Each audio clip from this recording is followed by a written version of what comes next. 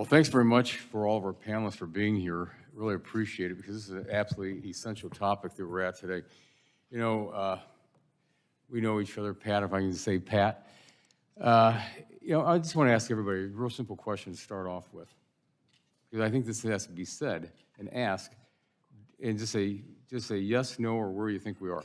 Do we need more power, less power, or do we have enough power today to what we're going to need not only for today but for the future? Mr. Gee? More. We are definitely going to need more, and we need the right kind of power that works for people in the way we need it to work. Thank you.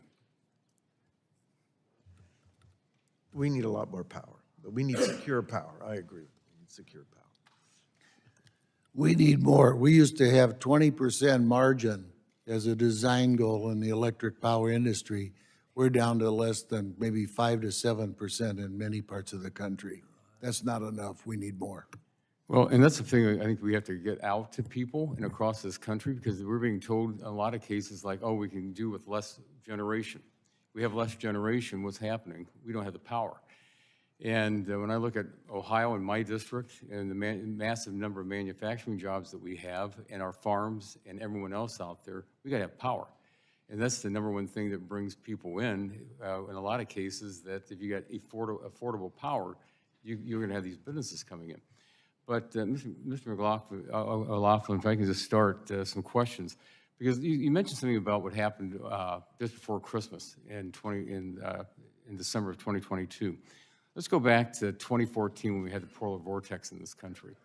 And boy, I tell you, I got phone calls all over from the state and from a lot of our producers. What would happen if we had the exact same situation? Because back in 2014, correct me if I'm wrong, but every power station in the state of Ohio was at maximum peak. Now, we did not have one brownout, and we had not blackout. My float glass facilities were operating. All of my steel was running. What would happen today?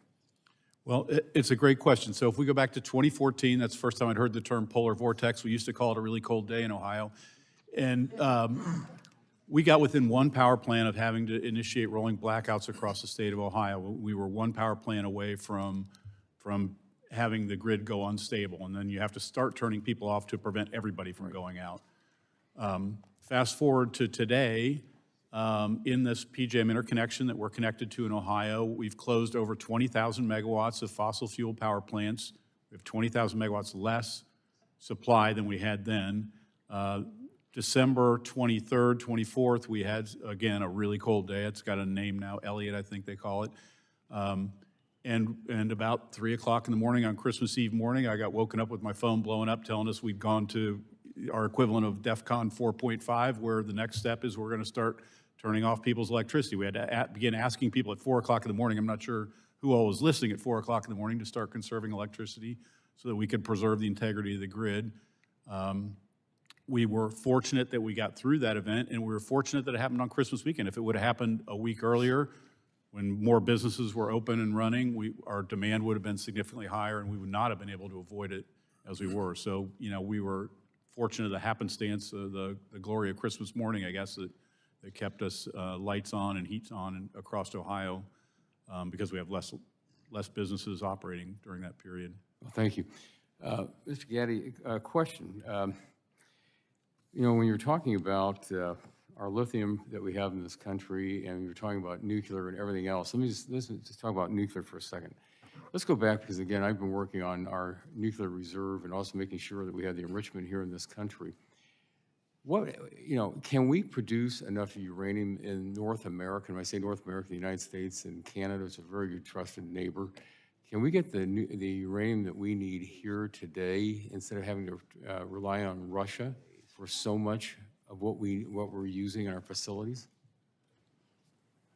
Congressman, we can. It's going to take a while to ramp that up. I mean, we've got the mining issue to deal with. That is part of the data that I gave you was just raw uranium supplies. The other issue, though, is the enrichment part. So your question somewhat is two-part. That is, do we have enough reserves? Can we mine sufficient uranium between us and Canada, as you asked? I think the answer is yes, long-term. The more near-term issue is we don't have the enrichment capacity right now. We are not supplying our own reactors. So we've got two issues there. Answer is yes, but it's a long haul. I appreciate that. And just a quick follow-up, Mr. Chairman, if I may. I know the information you've handed out, Mr. Pilarusi, on the whole issue about, looking at some of your charts. When you think about what we have to have in this country for natural gas and for nitrogen fertilizers, I think about our agricultural production in Ohio. And I represented, I'm not sure after redistricting what my numbers are right now, but the largest farm income producing district, along with having the manufacturing. If we don't have the natural gas and the nitrogens, we can't produce the food to feed our people and feed the world. But you also had another couple of things I think is really important for everyone to see, and hopefully everybody gets a chance to look at these, is that, especially on the lithium production, because I was at the only lithium production site in the United States late last year, with only 1% being produced. And I think we've got to look at this. But when you look at your numbers out there of especially on raw lithium battery supply, and we're if this administration wants to keep us going to electric vehicles, it's like, where's it going to come from? So I appreciate your information that you have